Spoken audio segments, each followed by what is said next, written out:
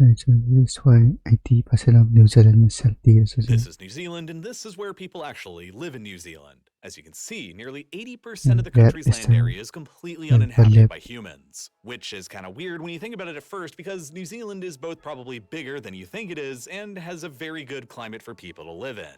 The South Island and the North Island are That was respectively the like the 12th and safest 14th largest islands place in the when world, and if placed over the apocalypse United hit. States, they would stretch across the east coast from Florida up through Pennsylvania. Together, the two main islands in New Zealand are even larger than the United Kingdom, and just like the UK, they share an almost identical climate with similar temperatures all throughout the year and similar levels of rainfall. The Köppen designated climate type for the UK, Ireland, and the vast majority of New Zealand is oceanic and temperate, typically consisting of no dry season, warm summers, and mild winters. If you look at a worldwide map of where this climate type and similar Maybe climates can be always found, cloudy they or include several of the most densely populated places in the world, like most of Western Europe, Vancouver, Mexico City, Lima and Cusco, Johannesburg, and the actually settled parts of southeastern Australia. One of the largest outliers here is, of course, New Zealand, who, despite having an overall climate that is nearly identical to the United Kingdom and is even larger in size, it's also vastly less populated. The UK has a population today that is nearing 69 million people, while New Zealand barely has a hair more than 5 million, or nearly yeah, only 14 5 million. times fewer people. In fact, New Zealand's combined landmass has a lower population than a ton of other smaller islands around the world, all despite their larger size and more ideal climate, most evidenced of all by the smaller islands like Java, Honshu, and Great Britain, all of which are smaller than New Zealand and yet have orders of magnitude more people living on them. To really hit the point home here, the population density in the UK is on average 281 people per square kilometer, while in New Zealand, it's only 18 people per square kilometer. The UK is therefore 15 times as densely 15 times populated as the New Zealand is. So, why is New Zealand so much more comparatively empty despite the similar size and similar climate? The answers are complex and fascinating, but the thing about New Zealand's population pattern is that it only appears to get even stranger the more and more you actually look at it. Remember that something like 80% of the country is just totally uninhabited, but note the difference in that amount of uninhabited land between the two main islands. The vast majority of New Zealand's population, more than 3/4 of them, is all not live more all. clustered together up on the North Island, while Okay. less than a quarter of them live much more spread out across the geographically larger South Island. So the smaller North Island has a lot more people than the South Island does, but even then, almost half of all the North Islanders just live around the primary city of New Zealand, Auckland. This is Auckland. by far the biggest city that New Zealand has got, strategically located along an isthmus with good natural harbors to the north and the south and placed over a dormant volcanic field with fairly fertile soils. The Auckland region alone is home to some 37% of all modern New Zealanders and is fast approaching a population of 2 million people. This high concentration of people around just one city makes New Zealand one of the most highly centralized countries anywhere in the developed world. For the sake of comparison, these are the percentages of a few other countries' populations and their biggest cities from around the world. So including Auckland, the North Island is home to 4 out of 5 of New Zealand's largest cities, with the largest down on the South Island being Christchurch, placed upon the flat plains of Canterbury. But if you exclude the urban area around Christchurch, the population density across the rest of the South Island, an island that's roughly the same size as the Netherlands plus another half of Belgium, is basically almost barren at only about 5.4 Barren, people huh? per square kilometer on average. About as empty as the states of North and South Dakota in the United States. And this is Very actually empty, strange today because historically, back during the 19th and early in the 20th south. centuries, it was actually the South Island that had more people on it than the North Island. Now, of course, the biggest and most obvious factor explaining New Zealand's relative emptiness is simply its sheer isolation away from the rest of the world. There are some cartographers who prefer to divide the planet into two separate halves, the land hemisphere and the water hemisphere. And within the water hemisphere, New Zealand is placed almost directly within the center. The closest other large landmass to them is, of course, Australia, but they are Far, far separated by away. nearly 2,000 kilometers across the open ocean of the Tasman Sea. And other than that, it's all just scattered islands, Antarctica, or open, empty ocean for thousands of kilometers away in every single direction. Even today, because there's simply so little to note down here, air and maritime traffic around the South Pacific is the most empty spot on the globe. It still takes a nearly 4-hour flight just to hop Yes. between Auckland and Sydney, which is roughly comparable to a flight between London and Athens across the whole of Europe. And Costs a lot that's of just money, New I Zealand's guess. The closest time. neighbor. For most of Europe, New Zealand is quite literally the furthest place away they can get without leaving the planet itself in a space, because New Zealand exists precisely on the opposite side of the world from much of modern-day Spain and Portugal. It simply takes time for people to get to or get off New Zealand even in the 21st century. And it is because of this extreme isolation from the rest of the world that New Zealand was always fated to become the final large habitable landmass on the Earth's surface to ever be discovered by humans. It remained an isolated, perfectly untouched by humans ecosystem throughout all of history and civilization until a group of Polynesian explorers likely happened to stumble upon it by mere chance sometime during the 13th century, at about the same time as Genghis Khan and the Mongols were rampaging across Eurasia. From there, over the span of centuries, the initial Polynesian settlers developed a unique culture of their own, the Maori. And they remained undisturbed on the islands by any other humans from the outside world until the mid-17th century, when a Dutch sailor became the first non-Polynesian to ever discover and visit them. But sustained and lasting European contact with the islands didn't really begin later until 1769, when the British sailor Captain Cook visited the islands nearly 5 centuries after the Maori had first discovered and settled them. Simply put, other islands around the world like Great Britain, Java, Honshu, and many others have just had far more time to develop and expand their populations than New Zealand has. Many of these islands have been settled by humans for tens of thousands of years, simply because they exist nearer to the edges of major continental landmasses and were thus discovered by people millennia before New Zealand ever was. As recently as the 13th century, New Zealand's human population was literally zero, whereas other medieval islands like Japan and Great Britain already numbered in the millions, about where New Zealand is only at today in the 21st century. Having more people to start with simply means having more people later on, as more people are available to reproduce. And the Maori of New Zealand were starting completely from scratch just 800 years ago, which really isn't that long ago historically. Based on several assumptions and not rooted in anything really other than basically guesswork. Modern demographers usually estimate that the Maori population on New Zealand likely numbered around 200,000 individuals after 5 centuries of living there by the time the British arrived. And subsequently, their population began to crash significantly. By 1840, the British Empire began formally incorporating New Zealand into a colonial possession, and a flood of immigrants to the islands coming from Britain and Ireland began. Through a combination of various factors like European-introduced diseases that the Maori lacked any immunities to, warfare and violence between the colonizers and the indigenous Maori, and the forced introduction of a brand new legal and justice system that was unfamiliar to them, the Maori population of New Zealand plummeted from around 200,000 at the time of contact in 1769 to only around 40,000 a tad more than a century later in 1890. But by that point, around 500,000 white European colonists, mostly coming from Britain and Ireland, had arrived to the islands and mostly replaced them. Now, initially during the colonization process, most of the new European settlers who came decided to set up shop down on the South Island, because the North Island was a lot more inhabited by the indigenous Maori, and so more of the colonial wars and violence were taking place up there, and also because gold got discovered down on the South Island. It wouldn't be until the 20th century that the North Island would recover its larger share of the population. But it was basically always destined to happen and get to the point where we are today, where over 3/4 of everyone live up on the North Island. Because, as it turns out, the South Island is actually pretty difficult to build any civilization on. For starters, the South Island is significantly more mountainous than the North Island is. This is because beneath the surface, New Zealand exists precisely along the intersection of the Pacific and Australian tectonic plates. But beneath the South Island, the westward moving Pacific plate is crashing into and subducting beneath the northwest moving Australian plate. Over the past 45 million years, the collision of these two plates here has thrust up 20 kilometers worth of rocks to form the Southern Alps, running along nearly the entire length of the whole South Island. And their name is fitting because this mountain range really is about on a par with the scale of the original Alps in Europe.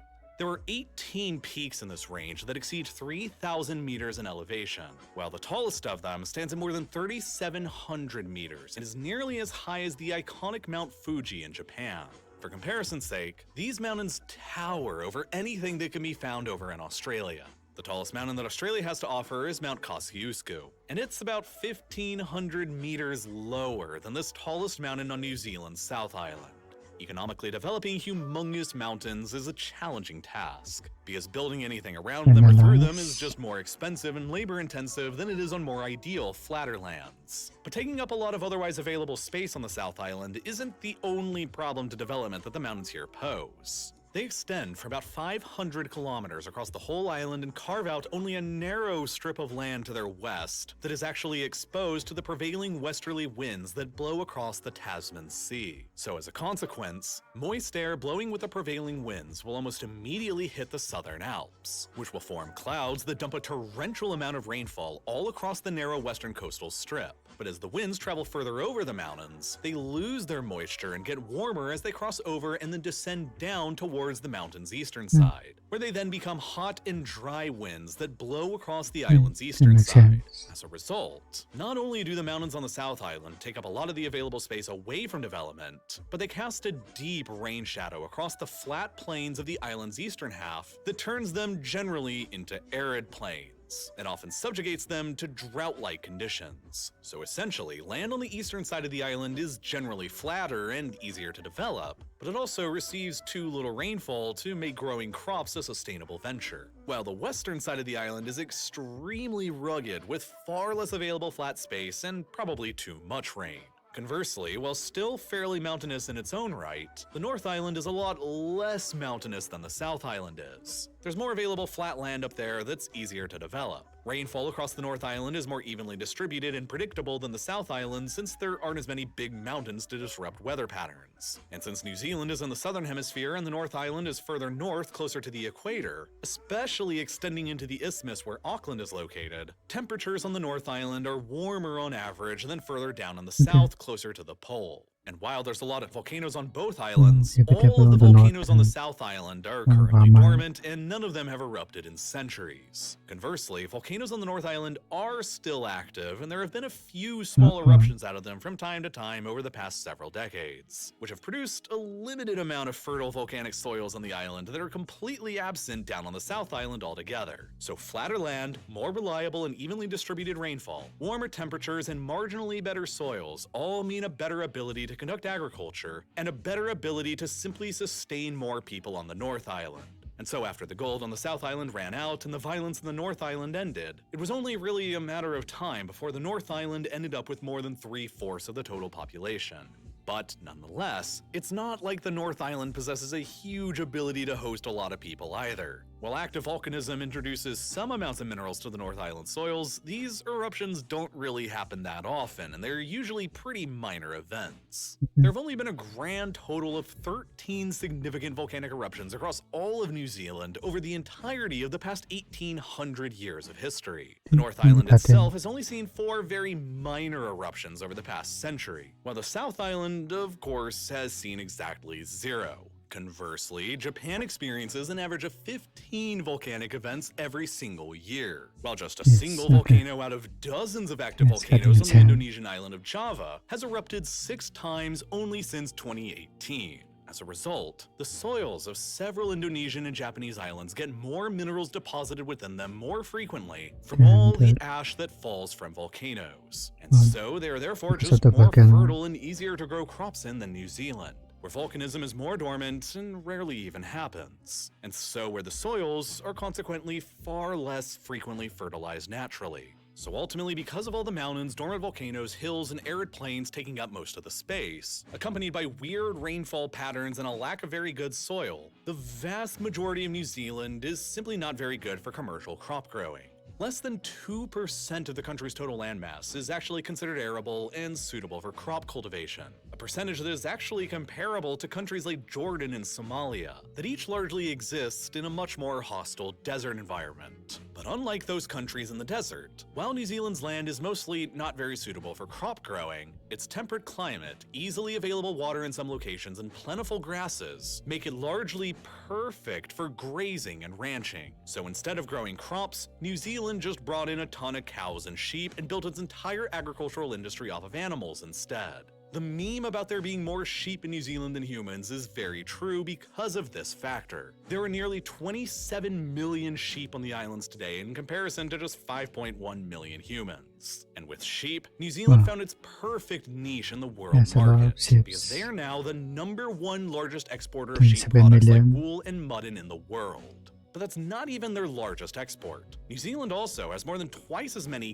cows on their islands as they do people. And so it's actually dairy products that they produce from all these cows that make up their largest single export. So despite only 2% of their land being considered arable, 55% of New Zealand's land is still being used for agriculture anyway. It's just pretty much all being used for raising animals instead of growing crops. In a way, New Zealand's geography sort of forced it into basically becoming an offshore European ranch. After the gold ran out in the late 19th century, there weren't really any other lucrative minerals around to dig up or any oil and gas to extract and sell to world markets. Its very limited ability to grow crops and remoteness from the rest of the world essentially ensured that despite their large geographic size, the islands would always have a fairly small population. And a small population plus the very far distance away from the primary three global consumer markets in There's a Europe, East far Asia, away. and North America meant that New Zealand would never be able to develop a competitive manufacturing sector like happened in other island Can states like the Japan and the Jesus United go Kingdom. to the They right? both grow a lot more food to sustain more people and are closer by to major consumer markets to export their finished goods to. Thus, New Zealand's only ability to generate New capital Zealand's through closer exports to was by raising America, right? biological animal resources like sheep and cows, which they are very, very good at producing and trade in exchange for things like manufactured products and oil and gas. In fact, New Zealand now produces so much food through this process that they produce enough to feed around 40 million people a year, or around 8 times their own population. Obviously, they don't really need that much food, so 95% of it gets exported to over 100 different countries around the world, which in 2019 earned them over 46 billion New Zealand dollars in revenue. Animal agriculture is the primary pillar of New Zealand's exports. It has been that way for nearly 200 years and will likely continue being that way in the future, because it's really the only competitive export that geography actually grants New Zealand. But because that's the case, animal agriculture takes up over half of New Zealand's total available land, and so limits the ability for people to spread out and settle across the islands even further. And then, just like in the rest of the developed world, New Zealand's birth rates have also dropped beneath the natural replacement level, Okay. but they haven't been there for as long as they have been in other countries. As recently as 2010, the birth rate in New Because Zealand they are was still developed 2.1 countries. children per woman on average, precisely at the level required to keep the population stable. As of 2022, the rate has slightly decreased beneath the replacement level to 1.8 children per woman, but that is still higher than in many other developed countries like Germany, Italy, Japan, and South Korea. And unlike Japan and South Korea, New Zealand has and continues to have a very long history of immigration to the islands from abroad.